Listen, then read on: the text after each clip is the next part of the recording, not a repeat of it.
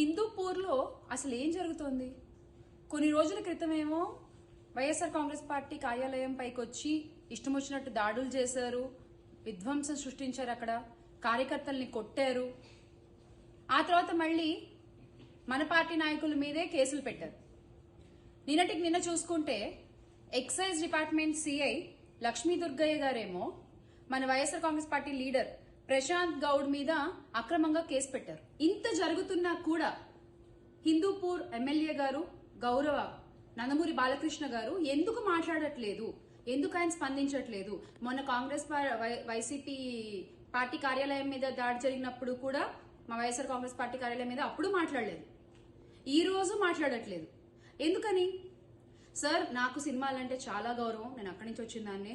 Though you are busy in your movie promotions, ఇది కూడా మీ డ్యూటీయే కదా సార్, ఇది కూడా మీ డ్యూటీయే కదా. మీరు ఎమ్మెల్యేగా ఉన్నారు కదా ఆ కాన్స్టిట్యున్సీకి, మీరు మాట్లాడాలి కదా.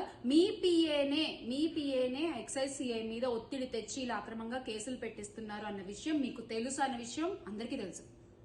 దీనిపై మీ స్పందన ఏంటి? డైరెక్ట్ గా అడుగుతున్నాం బాలకృష్ణ గారు, you have to respond on this. ఇలా అక్రమంగా కేసులు పెట్టేసి కార్యాలయాలపై దాడులు చేసేసి కార్యకర్తల్ని కొట్టేస్తే మాత్రం ఇలాగే నోరు మూసుకుని చూస్తూ ఊరుకుంటారులే అనుకుంటే అది మీ పొరపాటే.